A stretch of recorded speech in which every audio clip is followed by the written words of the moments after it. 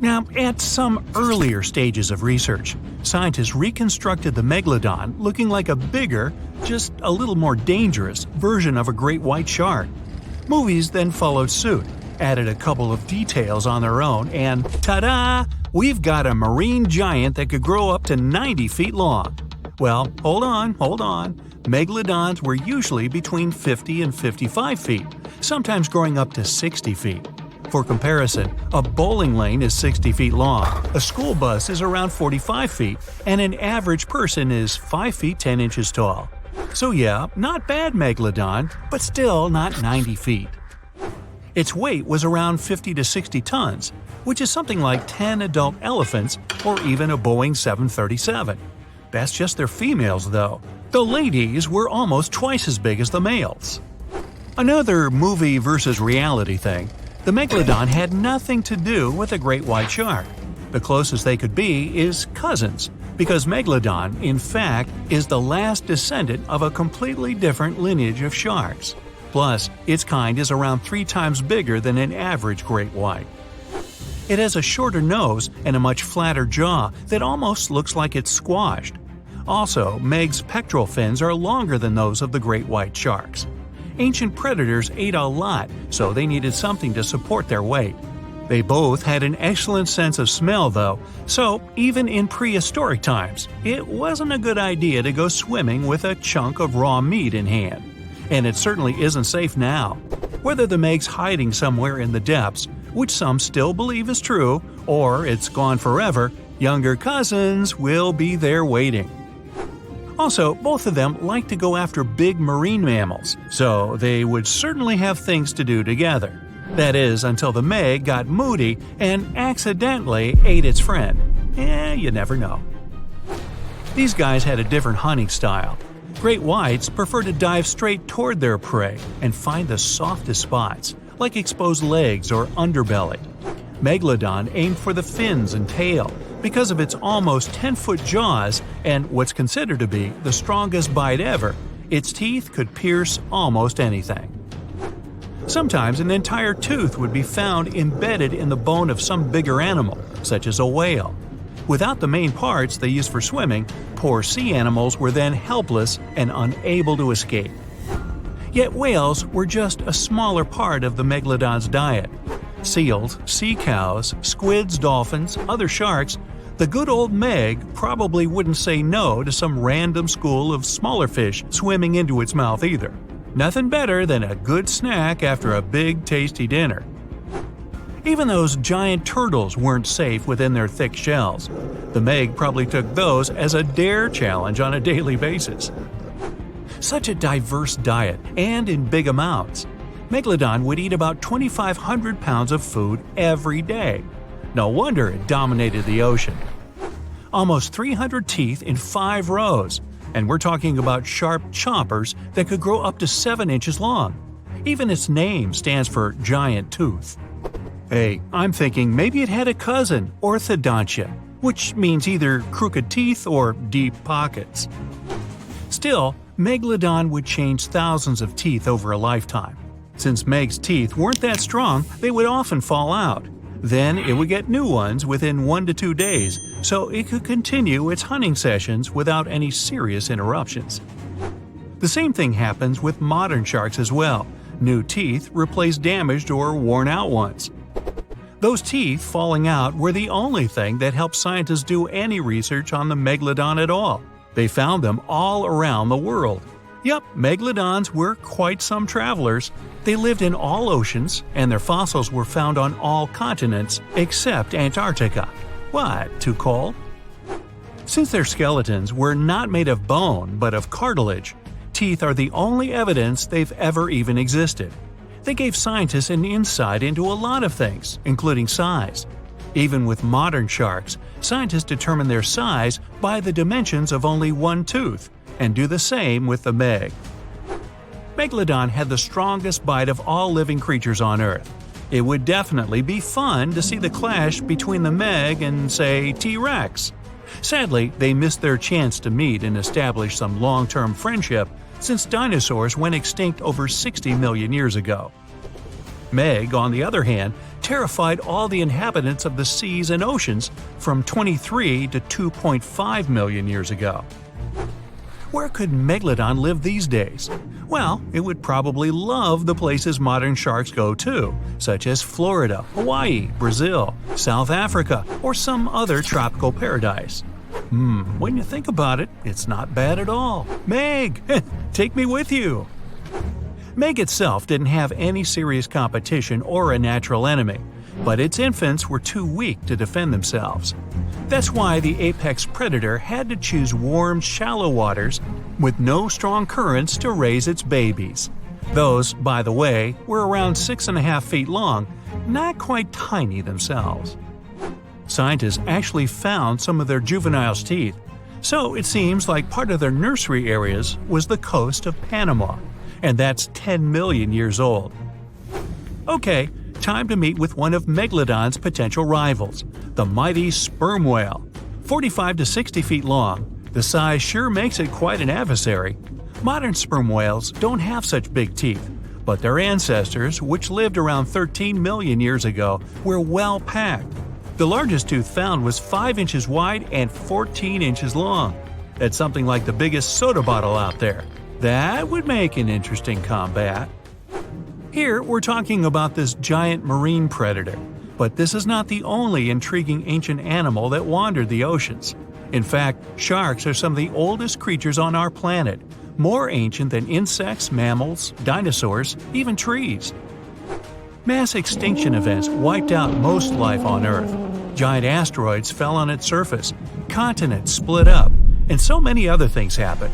But sharks were there, alive, persevering, apparently with no contact with the outside world, just chilling and doing their thing. The spiny shark was actually one of the first animals with a jaw. Not that it could do much with that jaw, since it was only around 12 inches long. Meg wouldn't even bother around this one, and it wasn't even a real shark, it just looked like one. If you ever wondered how a combination of eel and shark would look like, well, here it is. Eel shark preferred freshwater, was up to 3 feet long, and went extinct around 200 million years ago. Since dinosaurs appeared around 230 million years ago, the eel shark was probably there to give them warm welcome, prepare a buffet, but the dinosaurs had unfortunately mistaken it for dessert. Now, this predator would get some real screams on a nice sandy beach during a spring break if it was still alive, the Ginsu shark. It was nicknamed after Ginsu knives for a huge mouth of almost 500 razor-sharp teeth. One of this monster shark's hobbies was to go after big turtles. Okay, now seriously, what's with that shark-turtle thing? Scissor-toothed sharks. Now we're talking. These guys lived around 300 million years ago and had some strangely shaped heads. The weirdest part were their jaws. This shark didn't shed old and worn-out teeth, but kept growing new ones at the back. Those in the front were then pushed forward, and with age, the shark got a really strange scissor-tooth look. Scientists are still unsure why it had to be like that. Hey, time to call in the orthodon. Even during the Meg's long reign, our favorite ancient predator still wasn't the only scary giant shark in town. For instance, I can't pronounce its name, so I'll just call it Mr. C. Unfortunately, not enough of its fossils were found to get more information, but some research says it had teeth more than 5 inches long. That also implies it could probably grow to be 20 feet long. Oh, and if it only left just a couple more teeth around, I guess the Meg wouldn't be the only movie star from those times. So close, C, so close. Wait, don't tell me that life on Earth has bubbled for about 3.5 billion years, and the biggest creature we got is the blue whale? I mean, not bad, but that doesn't sound nearly as fun as those cool giant creatures you get to see in movies. Yeah, you recognize the iconic roar here. It appeared on TV, in comic books, in video games, and in cinema. I mean, come on. It even got its own star on the Hollywood Walk of Fame on its 50th birthday. So, what would it take to get good old Godzilla from the TV screen to our streets? And we're talking about the beast that's really gigantic. In the original film from 1954, Godzilla was thought to be 164 feet tall. This was the perfect height for the monster to just peer over the biggest buildings in Tokyo at the time. But as further movies came, Godzilla became bigger and bigger. In theory, this would be the biggest animal that could exist and not end up crushed by the gravitational field of our planet. Even if we're talking about some tiny Godzilla of, let's say, 14,000 tons. To take the gravitational force of our planet and carry such weight, Godzilla must have some incredibly strong bones. And as an object gets bigger, its volume will actually increase faster than its surface area. Okay, wait, let's start small. So, cells are the building blocks of life, and they come in all shapes and sizes. But the thing is, cells have a problem when they try to grow too big. As they grow, their surface area, the outside, doesn't keep up with their volume, which means the inside. It's like having a big mouth but a tiny stomach. You can't digest all the food you want to eat. Why haven't I learned that already? Especially when I open my fridge for a midnight snack. So, if cells get too big, they can't get enough nutrients in and waste out fast enough. It would be like living in a very big house, but with just one tiny door to go in and out. Plus, that's not their only problem. Cells also need to be able to divide and replicate, and this task gets tricky as they get bigger. They need this thing called microtubules for that. It's sort of like a skeleton that gives them structure. But don't worry, evolution is a foxy little thing. There are some cells out there, like a specific type of invasive algae, that have found ways to break the rules and get really big. And they don't even need to divide to do that. This algae could pass as an aquatic fern that has fronds up to 31 inches long. But what you're looking at is just one big cell. It has multiple nuclei, though, which are like the control centers of cells. Plus, there are even some bacteria that are living in a symbiotic relationship with the organism, which means they help each other out when necessary. It's like having a bunch of different rooms inside one big house, with some roommates living there that help around from time to time. Then there's a monster algae known as the sailor's eyeball, which is like a giant ball of green slime. It can grow up to 2 inches in diameter, but is also considered to be just a single cell. My personal favorite would be this one.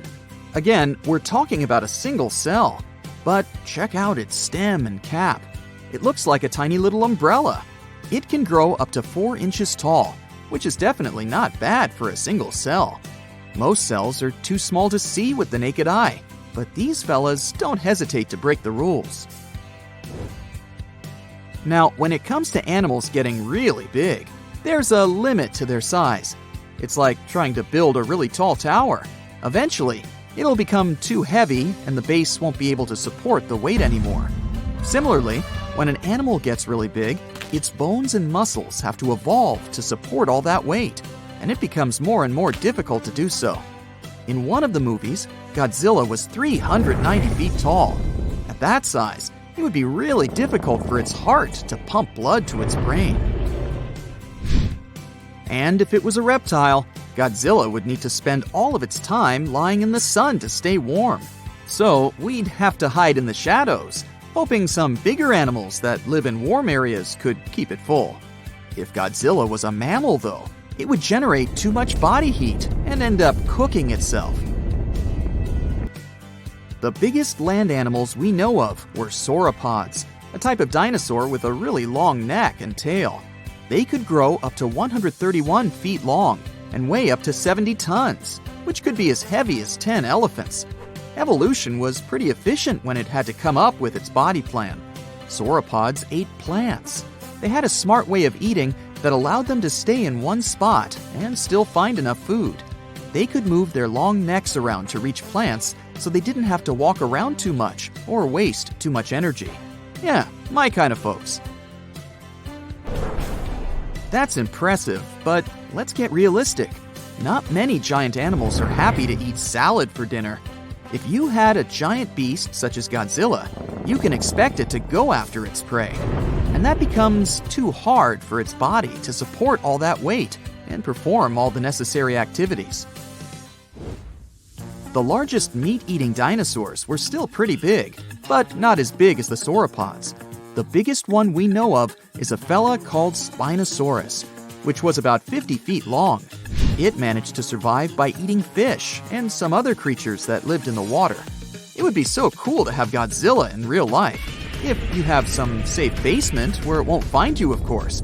But it's not likely some animal could really get bigger than our beloved sauropod. At least, not without running into some serious physical limitations. And have you ever wondered how big a plant could get? It turns out some trees have already reached amazing heights, such as the General Sherman, the largest living tree on the planet. It's more than 275 feet tall and has nearly 53,000 cubic feet of wood. It's gigantic, but still a little bit smaller than the Lindsay Creek French tree, the biggest tree ever recorded. It was a coast redwood 390 feet tall and had a volume of more than 90,000 cubic feet, which is as big as some skyscrapers. But it ain't easy for plants to get big either. When they're tall, it's tricky for them to get water from the roots to the leaves. Redwoods have a couple of tricks up their sleeves, though. For example, they absorb moisture from fog through their leaves. Plus, they have a wide base that gives them more support. If we want to build taller buildings, we also need to think about the challenges plants face, like how to build a good base that will support the structure and transport water and nutrients. If we're not just looking for height, we can take a peek at other massive organisms on our home planet, such as Pando. This is a male aspen forest in Utah that covers 107 acres and is basically one giant organism. It weighs almost 6,000 tons and is one of the biggest organisms on Earth. Perfect salad bowl for Godzilla. I mean, plants aren't the only organisms that can grow to massive sizes. There are fungi, like the honey mushroom, that can grow into a network of tiny threads called hyphae. They tend to spread out over big areas, and it's like a pretty big underground web, connecting everything together. One specimen in Michigan covers 90 acres and weighs about 400 tons. Now that's a lot of mushrooms. The largest eyes in the animal kingdom belong to the colossal squid. This creature most likely has the biggest pair of eyes that have ever existed on our planet. They measure an astonishing 11 inches across, which makes them the size of a basketball. The colossal squid needs such eyes not only to see its prey better, but also to protect itself from underwater predators. Its eyes face forward, giving the squid binocular vision. Another type of squid, called the giant squid, has its eyes placed on each side of its head. This allows the animal to see predators too, but since it lacks that binocular vision, it's not very good at estimating distances. The colossal squid, like many other squid species, has a fascinating feature called light organs, one in each eyeball. Those light organs are made of vertical lines located in the back of their eyeballs. These organs are similar to the headlights of a car. But even though the colossal squid has this really cool feature, it most likely doesn't have color vision. Most deep-sea animals don't either. But it's not like they need it much in the depths of the ocean, where it gets really dark. Humans, for example, have eyes that can only detect light at a depth of around 1,600 to 2,000 feet. Since colossal squids are found at more than 3,200 feet below the surface, they need to adapt to be able to see in almost pitch-black darkness. That's why they also have very large pupils, almost 3 inches across. It helps them collect every single particle of light in those harsh environments. Big eyes don't necessarily mean big bodies. Just ask tarsiers. They're a group of primates that have the biggest eye-to-body size ratio. Each of their eyes is just as big as their brain. You can find these golem-looking animals in Southeast Asia. Because they have such big eyes, these small animals aren't able to rotate them fully. So, they have to rely on their necks to get a better field of vision. Similar to owls, their necks can rotate about 180 degrees on each side. Tarsiers are nocturnal animals that use these quirky-looking eyes to look for prey. They don't put much effort apart from that. They just wait for their prey to approach them instead, sitting patiently in the dark. Speaking of small but effective eyes, some types of dragonfly eyes come equipped with about 28,000 lenses. That's more than any other living animal. And since their peepers cover almost their entire head, they have perfect 360-degree vision. But can an animal survive without eyelids? Most living beings have evolved to have eyelids to help protect their eyes from debris. Eyelids also help us in super bright environments or when we're exposed to high heat. Last but certainly not least, eyelids help keep eyes lubricated so that they don't dry out and lose their functions.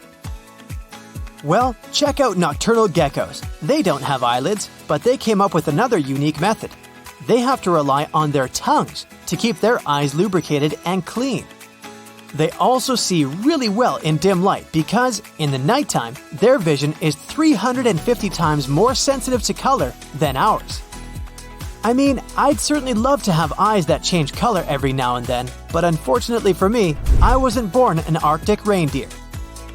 Their eyes can switch colors depending on the season. In the summer, for example, their eyes turn gold, whilst during the colder months, they have blue eyes. These animals have adapted to this color flexibility because of their ever-changing light levels in their harsh habitat. Ever heard of a fish with 4 eyes? Its official name is anableps, and it has a special ability to see both above and below the waterline simultaneously. How come? Because its eyes are split in half by a horizontal line. Each of those half eyes comes with its own pupil and retina, which means they can act separately. This unique disposition of its eyes allows the fish to see both predators in the sky and spot insects on land. Those make up for most of its menu.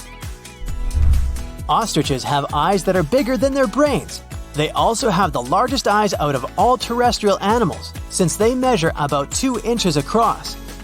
But if you look closely, you'll also see that ostriches have eyes with long, dense lashes.